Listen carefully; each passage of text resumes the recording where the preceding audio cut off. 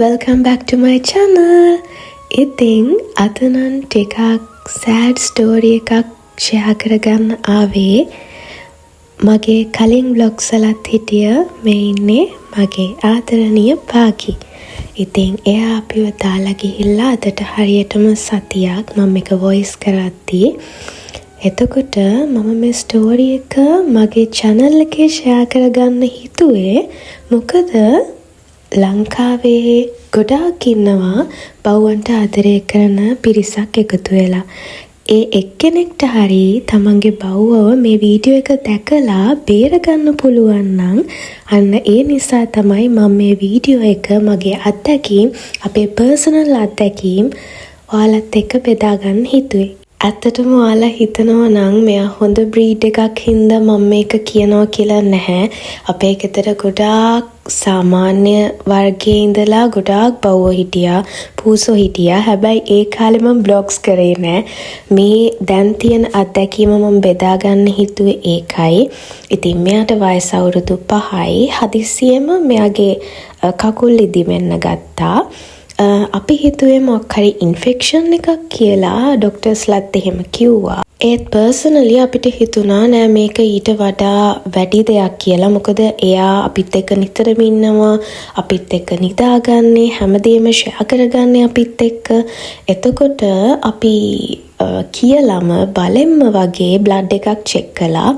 එතකොට තමයි අපි දැනගත්තේ සාමාන්‍යයෙන් බවුවෙකුගේ ක්‍රියේටිනින් ලෙවල් එක ගත්තාම ඒ ක්‍රියේටිනින් ලෙවල් එකට වඩා මෙයාගේ ක්‍රියේටිනින් ලෙවල් එකේ කියන්නේ සීරම් ක්‍රියේටිනින් ලෙවල් එක වැඩි කියලා. සාමාන්‍යයෙන් බවුවෙක්ගේ ක්‍රියේටිනින් ලෙවල් එක තියෙන්න ඕනේ 0.5ත් 1.5ත් අතර. හැබැයි අපි මෙයාගේ පළවෙනි පාරට චෙක් කරද්දිම 2.47 වගේ තිබ්බා.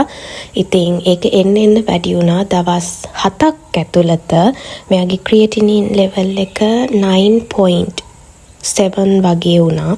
එතකොට ඒකට හේතු වුණේ වෛරස් එකක් ඇතුල් වෙලා කියන එක තමයි අපිට කිව්වේ. හැබැයි ස්පෙෂලි ඔයාලගේ බවුන්ට ආදරේ නම් ඒ ඔයාලගේ බවුන් අරයි යන හොස්පිටල් එක ගැන සැලකිලිමත් වෙන්න. මොකද අපි මෙයාව මුලින්ම අරන් ගියේ අපිට ළඟම පෙට් කෙයා සෙන්ටර් එකකට. හැබැයි බ්ලඩ් රිපෝට් එකක්වත් බලන්න නැතුව කරපු ට්‍රීට්මන්ට් හින්දා හෝ වෙනම දෙයක් හින්දා මෙයාට අපිට නැති වුණා.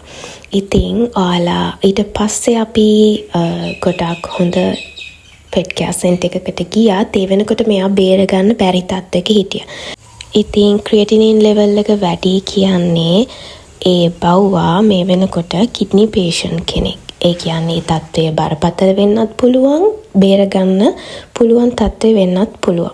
ඉතින් මම මෙතන පොඩ්ඩම පෝස් කරන්නම් වීඩියෝ එක. ඉතින් මේ රොයල් කැනින් රීනල් කියන ඩොග් ෆුඩ් එක තමයි කිඩ්නි පේෂන්ට් කෙනෙක්ට බවුවෙක් කිඩ්නි පේෂන්ට් කෙනෙක් නම් යට දෙන්න හොඳම ඩොග් ෆුඩ් එක. මොකද හයිඩ්‍රලයිස් කරපු ප්‍රෝටීන්, පොටෑසියම්, ඒ වගේ කියන්නේ පොටෑසියම්, ප්‍රෝටීන් කියන එක ගොඩක් අහිතකරයි කිඩ්නි පේෂන්ට් කෙනෙක්ට. ඒක මිනිස්සෙක් වුණත් සතෙක් වුණත් ඒක ඒ විදිහටම තමයි. සිහිපත් කරලා මේ පින් අනුමෝදන් කරන්න. මේ පින් අනුමෝදන් වීම තුළින් හැකි ඉක්මන් භවයකදී ඒ ත්‍රිසංගත ආත්ම ස්වභාවයන්ගෙන් අත මිදලා සසර ගමන සුවපත් කරගෙන නිදුක් නිරෝගී සම්පන්නිය ලබාගෙන පින් කරගන්න පුළුවන් ආත්ම භාවයක්ම සසරේ උරුම කරගනිත්වා කියන තුන් පින් සිතුවිල්ල අරමුණු පෙරදරි කරගෙන අද දවසේදී දිනේදී මේ පින්කම සිද්ධ කරගන්න කලගුණ යථාරින්නම් බවන්දති ඒවමේවතෝ දින්නම්. ඉතින් මේ වෙද්දී අපේ බාකි අපි ළඟ නැහැ. ඒ වුණාට මේක ෂෙයා කරගන්න එක ගැන මම හරිම සතුටු වෙනවා පර්සනලි. මොකද මේක අමාරුවෙන් වුණත් මම වොයිස් කරන්න හිතුවේ මේක ගැන තව කෙනෙක් දැනුවත් වෙලා ඉද්දී ඒ කෙනාට තමන්ගේ බව්වට, තමන්ගේ පූසට, එහෙම නැත්නම් පාරේ ඉන්න සතෙක් වුණත් කමක් නැහැ.